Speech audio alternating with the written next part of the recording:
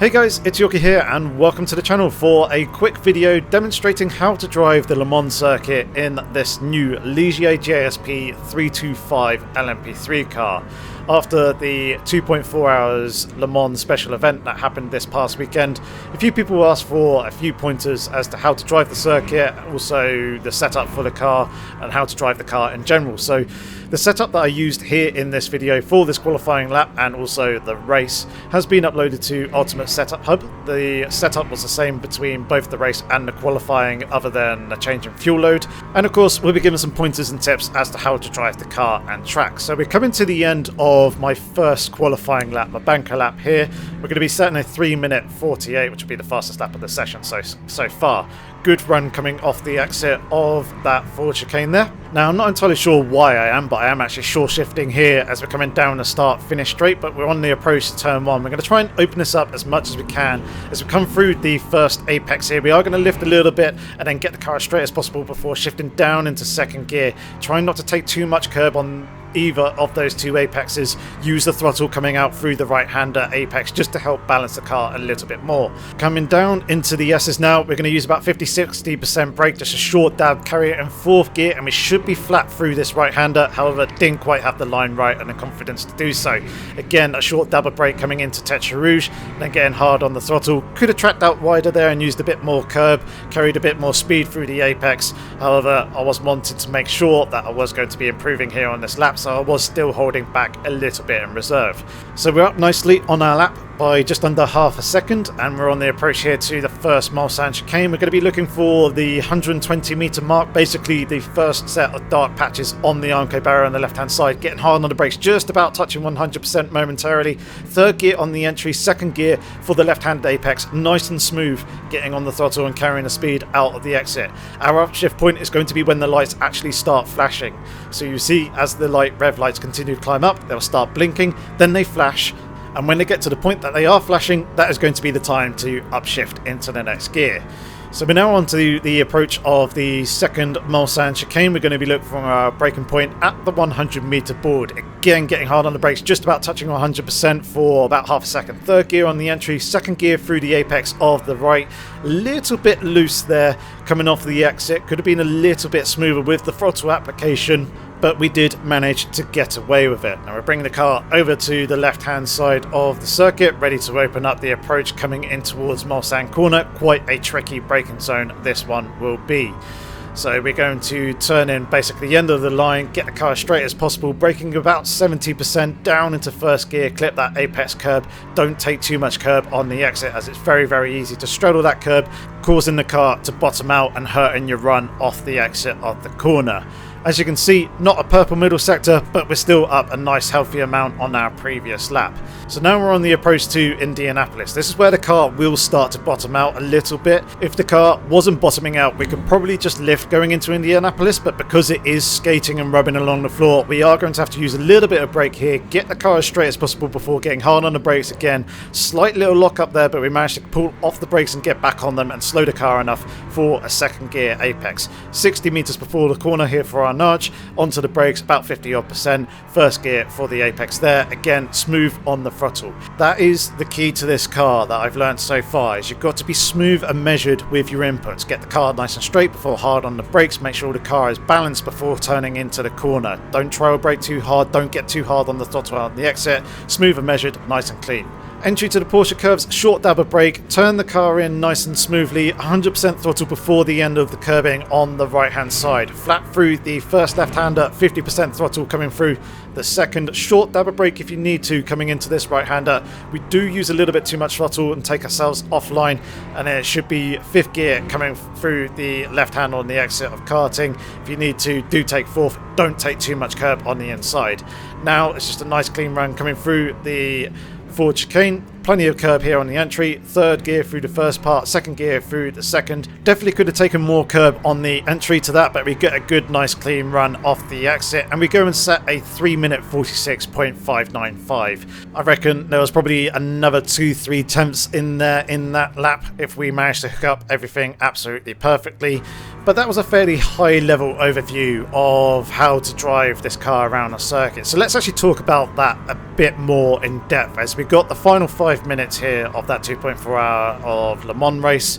And as you can see, we've kind of got just under 3 laps of fuel remaining as we're coming towards the end. So kind of not too dissimilar conditions to qualifying.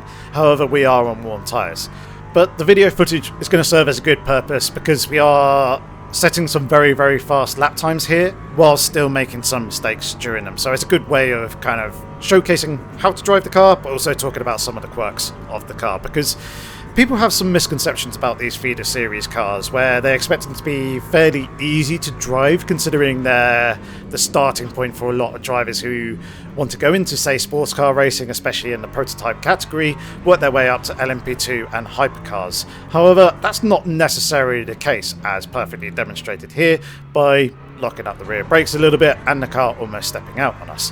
And that right there is probably the most difficult aspect of this LMP3 car, is the braking, as a lot of even real-world drivers do make mistakes under braking and end up spinning. You tend to see it in the IMSA series, the Michelin Pilot Sports series, or say IMSA series in previous years where the LMP3 car ran in the WeatherTech series, but also in the European Le Mans series and Asian Le Mans series, where you do see these LMP3 cars and you do see lesser experienced or gentleman drivers getting into the cars and then kind of struggling, and they often end up spinning, usually under braking, if not a result because of poor braking or poor driving technique.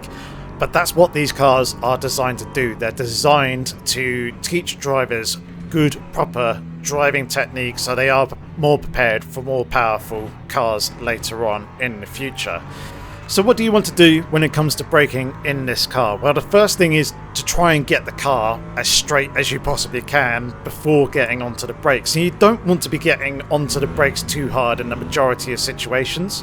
So here into turn 1, we try to get the car nice and straight before getting hard on the brakes. And as you can see, we didn't even reach 100% braking application, despite quite high speeds. And in particular a hypercar, you probably could get a fair amount closer to 100% braking application in that scenario there into turn 1, because it has so much more downforce and therefore so much more grip. But despite the LMP3 looking like a prototype and having good amounts of downforce at the higher speed, it's no way near that of a hypercar or an LMP2, so you can't drive them in the same way. You have to be so much more measured with your inputs, get quite a bit smoother onto the brakes and be more smooth with the steering application. It's only really in these sort of situations here where you're reaching top speeds, hitting VMAX, that you could get to 100% braking application, and even then it's for less than half a second. Now obviously you could dial back the actual braking strength in the car setup to kind of allow for that, but then you're losing out on lap time because you're not maximizing the full potential of the brakes, providing that you have that ability to modulate the brake and bleed off the brake at the same rate that the downforce is coming off the car as you're going through the braking zone and the car is slowing down. So again, just about getting to 100% braking application, and quite quickly coming off and not really trail braking too much into the corners either, because if you're trail braking too much, even though I've got the brake bias rearwards at about 48%, to the front, so 52% to the rear, you're putting too much weight onto the front tyres, which have good amounts of grip, whereas the rears don't have a huge amount. So you want the car balanced quite nicely in a fairly neutral way before turning into the corner, so don't trail brake too hard going into the turns. Coming off the exit is another place where people struggle with the car. It's quite difficult to actually tell where the limit of the grip is when getting hard on the throttle, especially out of the slow speed corners where you don't have that aerodynamic grip to lean on.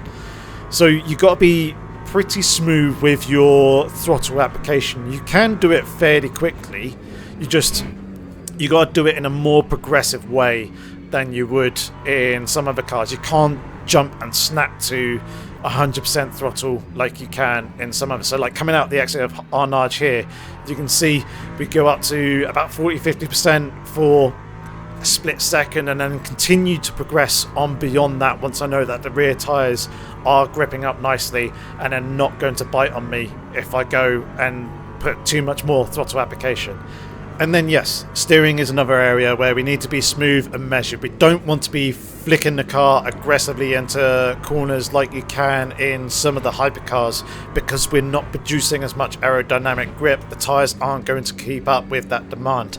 Likewise, with using the curbs, you want to be skimming the curbs. See here, we went and touched that curb on the inside and the tyres didn't like it. They gave up in grip because the car was fully loaded up on the aerodynamic platform. With touching that inside curb, you're unstabling the aerodynamic platform. You're therefore losing that aerodynamic grip. That's being taken away from the tyres, and the amount of demand that you're asking from the tyres, the tyre just goes, no, I can't deal with this, and then just gives up on you, and you end up going into a slide. Obviously, there are certain curbs that you can take a bit more aggressively, like the entrance to the Ford chicane, because you're keeping the car mostly straight. You're not leaning on the tyres for a sustained period of time like you are going through the Porsche curves. So you can take some curbs, but you have to be a bit more careful as to how aggressively you take them. GT cars, you can get away with a hell of a lot of curb usage, whereas here in the LMP3 you don't have either the softer suspension and chassis that the GTs have, nor do you have the aerodynamic grip of the LMP2s and the hypercars that will be able to deal with that amount of curb usage, as they have more room before you reach the limit, and then also it feels like there's a little bit more there at the actual limit to help save you. In these cars, you do not have that aerodynamic crutch to lean on. If you take away the aerodynamic grip when you're at full demand of grip from the tyres just say no. So hopefully that has shed some light on how to drive these cars, and hopefully the video footage here in the background whilst I have been talking has been useful as well. I've liked driving with the telemetry trace there because it's a great way of showing my braking and throttle inputs. Obviously you can see the steering inputs as well, but with that little histogram there of those throttle and brake traces, you can see exactly how I'm doing it through a corner. So momentarily 100% and then bleeding off down, tiny little bit of throttle just to kind of balance the car.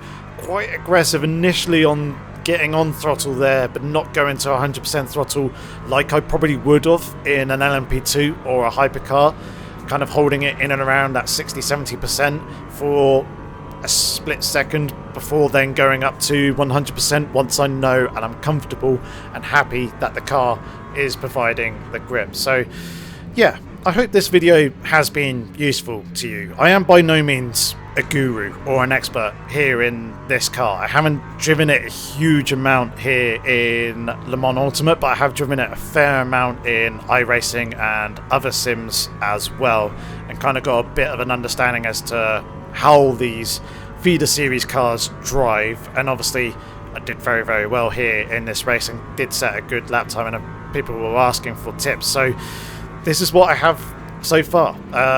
As I drive this car more, no doubt I'll help refine those tips and get a better understanding as to how to better explain exactly how to drive the car in certain situations and that sort of thing. But hopefully what I have shared or told you about and has demonstrated here in this video has been helpful. If it has, please give it a like. As I say, feel free to use the setup that I've linked down in the description below. Hopefully it does you some good. Feel free to change the brake settings and tweak anything else in there that you wish. Otherwise, I hope to see you in the next one. Until then though, have fun, stay safe, and take care.